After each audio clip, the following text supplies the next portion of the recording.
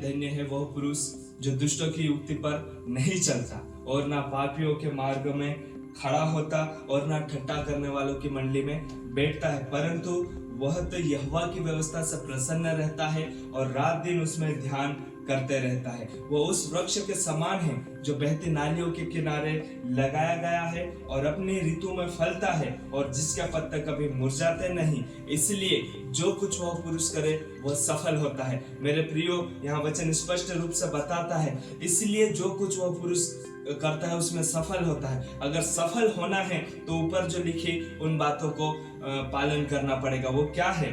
दुष्ट की युक्ति पर नहीं चलना है, पापियों के मार्ग में खड़ा नहीं होना है, ठट्ठा करने वालों की मंडली में नहीं बैठना, लेकिन क्या करना है? यहोवा की व्यवस्था पर रात दिन ध्यान करते रहना है। परमेश्वर के इस वचन पर मनन करना है, उस परमेश्वर को जानना है, यीशु मसीह के साथ समय बिताना है, प्रार्थना करना है, संगति में रहना है। मैं बोलूं, इस वचन के अनुसार आप जो कुछ भी करोगे उसमें सफल होगे। कोई भी आपको हरा नहीं पाएगा, कोई भी आपको असफल नहीं कर पाएगा। और यहाँ पर एक बात लिखी है, वह अपनी ऋतु में फलता है, जिसके पत्ते कभी नहीं मुरझाते। आप परमेश्वर के साथ अच्छे रिश्तों में चलोगे, आप परमेश्वर के साथ अच्छे रीति से बढ़ोगे, मेरे प्रियो, आप समय समय पर परमेश्वर की जो आशीषें हैं, परमेश्वर की जो योजनाएं हैं, वो पूरी होते देखते जाओगे। और जिसके पत्ते कभी नहीं मुरझाते, ये क्या है? मुरझाना क्या है? हमेशा निराश, उदास में और चिंताओं में रहना।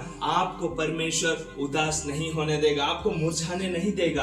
परमेश्वर आपको हमेशा तरोताजा रखेगा। परमेश्वर हमेशा आपको ऐसा एक हरा भरा रखेगा। समय समय पर आप में फल लगेंगे। परमेश्वर की आशीष से समय समय पर आप लेते जाओगे। आपके बच्चों में, आपके परिवार में, आपके कामों में, हर एक बात में आप परमेश्वर की आशीषों को प्राप्त करोगे। इसलिए यहोवा की व्यवस्था पर रात दिन ध्यान करो, इधर उधर मन ना भटकाओ, फालतू संगति में ना रहो, परमेश्वर के लोगों की संगति में रहो, परमेश्वर की व्यवस्था पर चलो, परमेश्वर के वचन का पालन करो। मैं फिर कहता हूं, दावे के साथ कहता हूं, अगर आप परमेश्वर के साथ में संगति करोगे, अगर आप परमेश्वर के साथ अच्छे रिश्ते में चलोगे, आपको कोई भी रोक नहीं सकता, कोई भी असफल नहीं करता। आप सफल हो जाओगे, आप परमेश्वर की आशीषों को प्राप्त कर लोगे। अगर आप कोई भी तरह की समस्या क्यों ना हो, प्रभु आपसे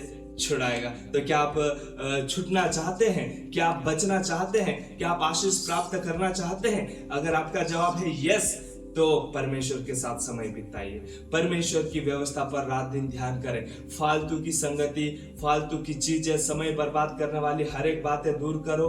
अपने आप को कमजोर करने वाली चीजों को दूर करो, जो हमें गलत तरीके में लेके जाते, ऐसे लोगों से दूर हो जाओ। गलत संगतियां छोड़ दो, अपने आप पर फोकस करो, परमेश्वर पर फोकस करो, आप जरूर सफल हो जाएंगे। हालेलुया। परमेश्वर आपको बहुत की आशीष दे। जय मसीह की।